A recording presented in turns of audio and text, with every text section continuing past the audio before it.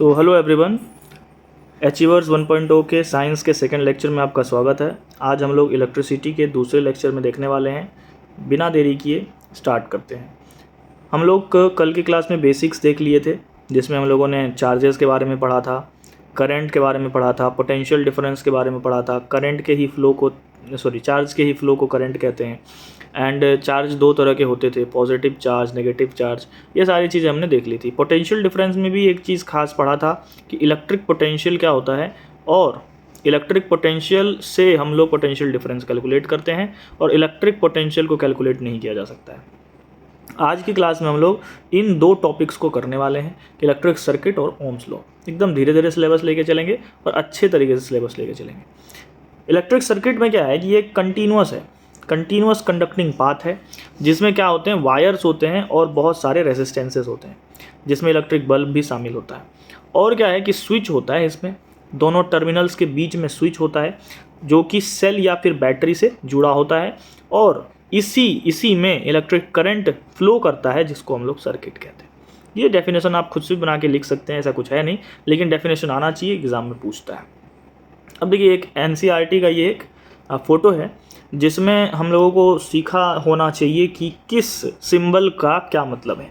इससे भी एग्ज़ाम में क्वेश्चंस आए हुए हैं, ठीक है। तो ये देखिए, जैसे कि ये वाला है, तो जब ये एक बड़ा डंडा और एक छोटा डंडा होगा, तो बड़ा डंडा पॉजिटिव होता है, छोटा डंडा नेगेटिव होता है, ठीक है। अब ये बड़ा से बड़ा डंडा ही पॉजिटिव क्यों हुआ? क्योंकि हमने फर्स्ट क्लास में बताया था कि करंट हमेशा हाई पोटेंशियल से लो पोटेंशियल फ्लो करता है, और इसी कारण से हाई पोटेंशियल दिखाने के लिए प्लस को बड़ा दिया गया और माइनस को छोटा दिया गया, क्योंकि करंट का डायरेक्शन प्लस से माइनस की तरफ होता है।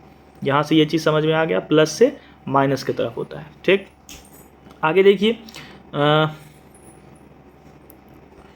तो ये समझ में आ गया कि एक रहेगा तो सेल है, वो एक रहेगा तो सेल है, लेकिन यही 2, 3, 4 सेल को जब मिला देंगे, देख रहे हो, एक सेल, दूसरा सेल, तीसरा सेल, 3 सेल को मिला दिए तो उसको हम लोग बैटरी कहते हैं। अगर स्विच ओपन है, यानी कि स्विच ऑफ है, ठीक है। स्विच ऑफ होने का मतलब ये है, यहाँ पे मैं लिख देता हूँ, स्विच ओपन होने का मतलब ये नहीं कि स्विच ऑन है, स्विच ऑफ है अभी, ठीक है। और जब ये स्विच क्लोज है, इसका मतलब क्या है कि स्विच ऑन है। अब इसमें करंट अभी बह रहा है, तो ये स्विच ऑन कर दिया गया है और यहाँ स्विच ऑफ है। वायर के जॉइंट को दिखाया जाता है इस तरीके से, वायर के क्रॉसिंग को, जो कि जॉइन नहीं है, इसके ऊपर से जा रहा है, इसके साइड से जा रहा है, इससे इस तरह से दिखाते हैं। बल्ब ये तो खैर बना नहीं पाएंगे, ऐसे बनाते हैं हम लोग कि ऐसे कर लेना, ऐसे करके ऐसे कर लेना, ठीक ना। तो ये होता है, ठीक। उसके बाद क्या है, रेजिस्टर्स को दिखाने के लिए एक जिगजैग लाइन इस तरह से बनाया जाता है, ये रेजिस्टर्स होता है। और रियोस्टाट और वेरिएबल रेजिस्टेंस करके एक आता है, बट ये हमारे सिलेबस में नहीं है और एग्जाम में कभी पूछा भी नहीं है, तो हम लोग एकदम चिल होंगे, इसमें इतना दिमाग नहीं लगाना।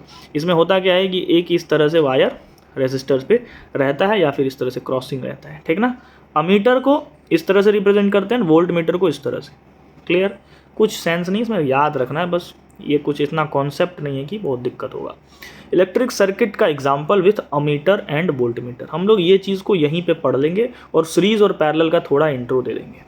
इलेक्ट्रिक सर्किट के एग्जाम्पल की जहाँ तक बात करेंगे, तो इलेक्ट्रिक सर्किट कुछ इस तरह का दिखता है कि ये वायर्स होते हैं लाइन वाले, और इसमें क्या है, ये क्या हो रहा है, ठीक है, ये इस तरह से हुआ, ठीक है, और ये इधर से आएगा, ठीक है। इसी में क्या करते हैं, ऐसा नहीं तो रजिस्टर को यहाँ सेट कर देते हैं, रजिस्टर सेट कर दिए, बैटरी सेट कर देते हैं, और स्विच लगाना तो भूलना नहीं है, स्विच को ऑन कर देते हैं। स्विच ऑन कर दिए, अब इसमें क्या है ना, करंट है, तो this is an example of electric circuit. Electric circuit का क्या हो गया, एक एग्जाम्पल हो गया। यहाँ बल्ब है, यहाँ रजिस्टर है, यहाँ पे बैटरी लगा दिए, सेल लगा दिए, सब कुछ को सेट कर दिया, और इस तरह से आपको एग्जाम हॉल में डेफिनेशन के साथ साथ ये एग्जाम्पल भी नोट करना है। लेकिन अब क्या होता है ना, सीरीज एंड पैरेलल करके कुछ दो कॉन्सेप्ट आते हैं,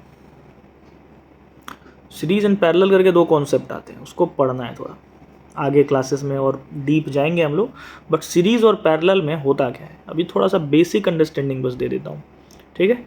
सीरीज और पैरेलल में होता क्या है कि जब ये एक रजिस्टर है और ये दूसरा रेजिस्टर है। पढ़ चुके रेजिस्टर्स क्या होते हैं, और वो इस तरह से कनेक्ट है और अभी करंट ऑन है। तो ये जो करंट जाएगी वो इस तरह जाएगी।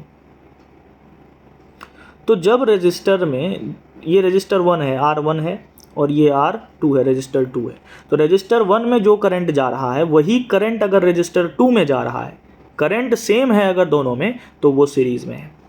क्या बोले, फिर से सुनना। इस केस में होना क्या है, इस केस में current same in both resistors, दोनों रेजिस्टर्स में करंट क्या होना है, सेम होना है। लेकिन वहीं अगर हम पैरेलल की बात करेंगे तो पैरेलल के केस में कुछ इस तरह का डायग्राम देखने को मिल जाता है कि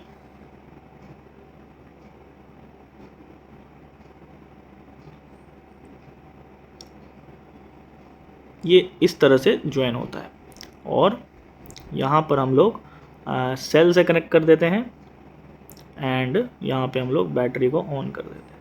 तो this is R1 and this is R2। अब यहाँ देखना, जो करंट जा रहा है वो यहाँ जाने के बाद बाइफरकेट हो गया, और जो करंट इस बार R1 में जा रहा है और जो करंट R2 में जा रहा है वो दोनों क्या है, वो दोनों डिफरेंट है। यहाँ देख लो, दोनों करंट डिफरेंट है, भले वो यहाँ आकर के सेम हो जाएगा, यहाँ आकर के फिर वो सेम हो जाएगा, यहाँ पे फिर वो सेम हो जाएगा। क्लियर हुआ। तो दोनों से इस बार करंट क्या आ रहा है, डिफरेंट आ रहा है। तो इसको हम लोग लिख लेते हैं कि करंट इज डिफरेंट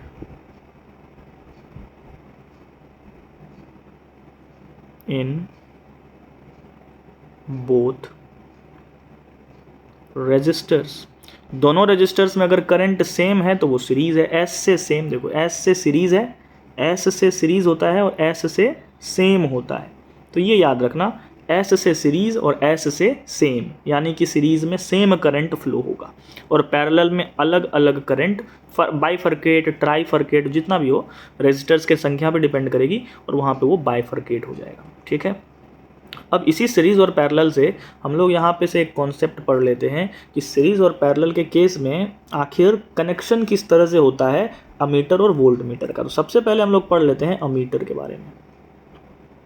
अमीटर के बारे में हम लोग कल की क्लास में देख चुके थे कि अमीटर करती क्या है, अमीटर करंट के मैग्नीट्यूड को मापती है।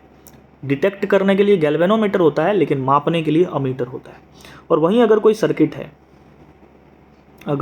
सर्किट है, जिसमें हम लोग एक बल्ब लगा दिए, एक रेजिस्टर लगा दिए और इसी में एक अमीटर ए से रिप्रेजेंट करते थे, अभी देखे हैं पीछे, और यहाँ पर हम लोग बैटरी से इसको कनेक्ट कर दिए। अरे यार, ये तो सर्किट ही ब्रेक हो रहा है। और यहाँ से इसको हम लोग कनेक्ट कर दिए। तो जैसे ही स्विच ऑन कर दिए हैं तो इससे जो करंट जाएगी, इस तरह से करंट जो जाएगी, तो जब वो अमीटर में आएगी तो ये अमीटर क्या करेगा,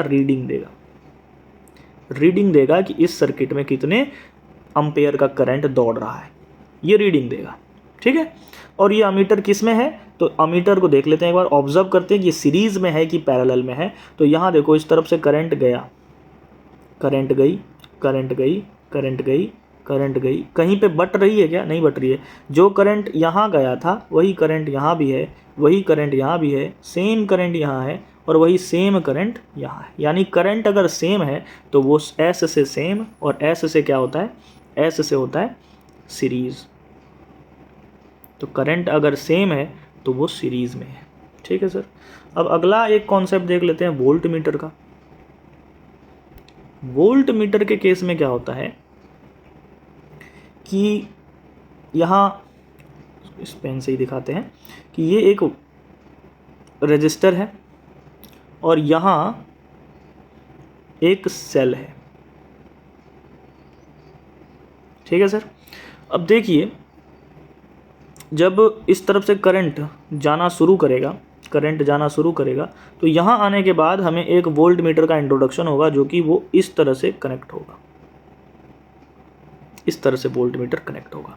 और यहाँ जब देखोगे तो ये करंट कुछ इधर गया और कुछ इधर गया। अरे यहाँ तो क्या देखने को मिला है अपने को, यहाँ अपने को बाइफरकेशन देखने को मिला है। और ये बाइफरकेशन जो है, ये हमको ये दिखा रहा है कि यहाँ पर जो है, यहाँ पर इस पॉइंट पर करंट दो हिस्से में बटी है, और इसका मतलब ये है, इसका मतलब साफ है कि ये जो वोल्ट मीटर है ये पैरेलल में है। ये किस में है सर? पैरेलल में। ठीक है, तो अमीटर जो होता है वो हमेशा सीरीज में कनेक्ट होता है, और वोल्ट मीटर जो होता है वो हमेशा पैरेलल में कनेक्ट होता है। और सीरीज और पैरेलल आपके दिमाग में भी कनेक्ट हो जाना चाहिए कि सीरीज में करंट सेम बहती है और वहीं पैरेलल में करंट अलग अलग बाइफरकेट होती है, बाद में जाके मिलेगी, बट करंट बढ़ती है। ठीक है, और आगे हम लोग ये चीज़ और अच्छे से डिसाइड करेंगे, अच्छे से इस पर फॉर्मुलाइजेशन करेंगे, अच्छे से इसके क्वेश्चन करेंगे, ये टॉपिक और अच्छे से आएगा। ठीक है, अब हम लोग बिना देरी किए ओम्स लॉ पे आते हैं। ठीक है, ओम्स लॉ पे जब हम लोग आएंगे तो यहाँ पे सबसे पहला ही लाइन है कि कांस्टेंट टेम्परेचर पे। इसका क्या मतलब है? इसका मतलब आपको अच्छे से 12th में पता चलेगा, बट इतना जान लीजिए कि अगर टेम्परेचर बदलेगी तो ये लॉ बदलेगा। टेम्परेचर के बदलने से ये लॉ बदलता है, तो इट डिपेंड्स ऑन, यहाँ पे मैं जूम करके लिख देता हूँ, इट डिपेंड्स ऑन टेम्परेचर। किसका टेम्परेचर? मटेरियल का टेम्परेचर, जिसमें वो बह रहा है। मान लो सिल्वर वायर है कि कोई और वायर है, जिसमें वो बह रहा है, उसके टेम्परेचर पे ये डिपेंड करेगी ये लॉ। ठीक है, अलग टेम्परेचर होगा तो फिर लॉ में कुछ अलग कोफिशिएंट्स वगैरह आएंगे। Current flowing through a circuit, ये जो करंट है जो इस सर्किट से बह रहा है किसी सर्किट से, वो डायरेक्टली प्रोपोर्शनल होगा किसके? पोटेंशियल डिफरेंस के। ठीक है, अब इसी चीज़ को हम लोग यहाँ पे क्या करते हैं? लिखते हैं। ठीक है सर, इसको पहले लिखते हैं। ये सर का कहना था, ओम भैया का कहना था, ये जो करंट है, ये करंट जो है ये डायरेक्टली प्रोपोर्शनल है उसके पोटेंशियल डिफरेंस के। यानी कि अगर करंट बढ़ाएंगे, यानी कि अगर करंट इंक्रीज़ हो गया, 2 बार इंक्रीज़ हो गया, तो ये जो पोटेंशियल डिफरेंस है ये भी 2 बार इंक्रीज़ हो जाएगा। और अगर करंट 1 बार डिक्रीज़ हो गया तो पोटेंशियल डिफरेंस भी 1 बार उतना ही डिक्रीज़ होगा या उतना ही इंक्रीज़ होगा, सेम अमाउंट में होता है। मतलब कि इसको अब मिटा देते हैं क्योंकि समझाने के लिए था, लेकिन अब जो आप लोगों को याद रखने के लिए लिख देते हैं यहाँ पे कि जो याद रखना है। बेसिकली याद क्या रखना है कि अच्छा यहाँ पे तो यहाँ आई था, ठीक है ना, ओके। तो हम लोगों को याद क्या रखना था कि याद रखने वाला ये चीज़ है कि अगर इफ़ आई जो है वो डबल हो गई देन वी भी डबल हो जाएगा। ठीक है, और वहीं इफ़ आई या फिर वी जो भी कोई एक अगर वो हाफ हो गई देन वी भी हाफ हो जाएगा। यहीं उल्टा अगर कर दें, वी यहाँ वी अगर डबल हो गई तो यहाँ आई डबल हो जाएगा। यानी कोई एक अगर डबल हुआ है तो दूसरा भी डबल होगा, कोई एक अगर हाफ हुआ है तो दूसरा भी हाफ होगा। ये किस केस के लिए हम लोग बात कर रहे हैं? ये हम लोग बात कर रहे हैं I is directly proportional to V के केस में। ठीक है ना, I is directly proportional to V. तो आई यानी करंट डायरेक्टली प्रोपोर्शनल होता है वी पे, लेकिन ये कब वैलिड है सर? कब वैलिड है? यहाँ ध्यान से देखिएगा, ये वैलिड तभी है कि जब वो कांस्टेंट टेम्परेचर का बात हो। कांस्टेंट टेम्परेचर पे ही ये चीज़ वैलिड है। अच्छा, इसमें अब हम लोग क्या करेंगे? इससे हम लोग formula derive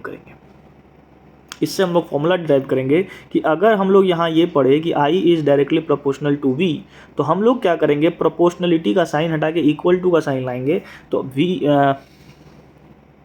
I is equals to V, नहीं ये नहीं होता, I इज़ इक्वल्स टू नहीं देखने को मिलेगा। इसको हम लोग क्या करते हैं? उल्टा करते हैं। अगर ये देख लो, ऐसे नहीं होता ना, क्योंकि सीधा करना पड़ेगा इस फॉर्मूला को, तो इसको हम लोग क्या करते हैं? ये लिख सकते हैं ना, V is directly proportional to I। अगर I डायरेक्टली प्रोपोर्शनल V के है तो V भी डायरेक्टली प्रोपोर्शनल I के है, सिंपल बात है। तो हम अब यहाँ से फॉर्मूला जनरेट करना आसान है। फॉर्मूला तो आपको मैं याद करवा दूंगा, तो वो क्या है? V is equals to I into R। ठीक है, that's the formula, V is equals to I into R। ये फॉर्मूला है। इसको याद कैसे करना है? तो इसको याद रखने का सिंपल सा एक लॉजिक है कि IR से याद कर लो। IR का मतलब होता है इंडियन रेलवे। IR से मतलब है इंडियन रेलवे। ठीक है, और V मतलब हो गया सभी। तो हम लोग सभी जो है वो इंडियन रेलवे पे सफ़र करते हैं, तो इस तरह से हम लोग इसको याद कर सकते हैं। याद करने के लिए बस यहाँ लिख दिया हूँ, अगर ऐसे याद करके याद रख पाओगे बहुत बढ़िया बात है भाई, लेकिन अगर याद नहीं हो रहा है तो सभी को इंडियन रेलवे पे सफ़र करना पड़ता है, तो सभी इसे भी याद कर लेंगे एंड इंडियन रेलवे से IR। ठीक है सर, ये भी हो गया। अब थोड़ा यहाँ हम लोग इंट्रो लेते हैं, रेजिस्टेंस यानी R जो आया है, ये R क्या है। तो अब इसी फॉर्मूला में एक नया चीज़ देखने को मिला, R। ये R का मतलब है रेजिस्टेंस। अब ये भैया इतना तूफान मचाने वाले हैं कि मचाने ही वाले हैं। तो रेजिस्टेंस का काम क्या है, prevent the flow of current, prevents the flow of current, current के फ्लो को ये रोकेंगे। करंट को बोलेंगे रुक जा भाई, आगे खतरा है, आगे जाने नहीं दूंगा, तो ये करंट के फ्लो को रोकते हैं। तो करंट के फ्लो को रोकने का तात्पर्य क्या है, और ये भाई का मतलब अच्छे से हमको ये समझाना है कि अगर ये है क्या, ये रेजिस्टेंस का क्या मतलब है, तो हम लोग ये सब चीज़ अब अगले क्लासेस में करेंगे। ठीक है, क्योंकि रेजिस्टेंस करवाने के बाद मैं बहुत सारा ओम्स लॉ से क्वेश्चन करवाऊंगा। तो कल के क्लास में हम लोग क्या करने वाले हैं, कल के क्लास का मैं यहाँ लिख देता हूँ कि कल के क्लास में जो सबसे पहला चीज़ होने वाला है वो होगा कि रेजिस्टेंस होगा। दूसरा चीज़ जो होने वाला है वो होगा ग्राफ, जिससे इधर लेटेस्ट क्वेश्चन देखने को मिला था, और मेरे नोट्स में हमेशा से ग्राफ रहा है। मैं हमेशा से जिसको भी पढ़ाता हूँ, जब जितना पढ़ाता हूँ हमेशा ग्राफ पढ़ाया हूँ, कितना भी शॉर्ट में पढ़ाना पड़े या लॉन्ग में पढ़ाना पड़े, ग्राफ तो पढ़ाना ही है, तो ग्राफ तो होगा ही। ठीक है, तो रेजिस्टेंस और ग्राफ ये हम लोग कल के क्लास में करेंगे, एंड देन हम लोग इसके क्वेश्चंस पे आएंगे, ओम्स लॉ से रिलेटेड क्वेश्चंस पे आएंगे, और फिर लॉ ऑफ रेजिस्टेंस वगैरह वगैरह आगे की चीज़ें। ठीक है, तो आज के लिए छोटा ही लेक्चर रख रहे हैं, जान के कि ज़्यादा बर्डन नहीं हो, ज़्यादा लोड ना पड़े, क्योंकि मैथ चल रहा है एक तरफ, मैथ में पॉलिनोमियल अब ख़त्म पे है, पॉलिनोमियल चल रहा है, और पॉलिनोमियल क्या है, ख़त्म पे है, एक लेक्चर बस बचा है, पॉलिनोमियल कल ख़त्म हो जाएगा। एंड देन इधर इलेक्ट्रिसिटी एक हैवी लोड है ये, और इलेक्ट्रिसिटी मैं चाह रहा हूँ कि ये एक बहुत इंपॉर्टेंट चैप्टर है, इसे आप लोग धीरे धीरे करें, एकदम आराम से करें, कोई हड़बड़ी नहीं रखना। ठीक है, क्योंकि इलेक्ट्रिसिटी एक ऐसा चैप्टर है कि अगर ये कमज़ोर हो गया आपका तो फिर स्ट्रॉन्ग होने में इसको टाइम लगेगा, और टाइम आपके पास है नहीं। ठीक है, तो इलेक्ट्रिसिटी एकदम धीरे धीरे से कीजिए, आराम से कीजिए, इलेक्ट्रिसिटी बहुत इंपॉर्टेंट है। ठीक है सर, तब तक मिलते हैं अब कल के वीडियो में, शेयर कीजिए थोड़ा। Thank you.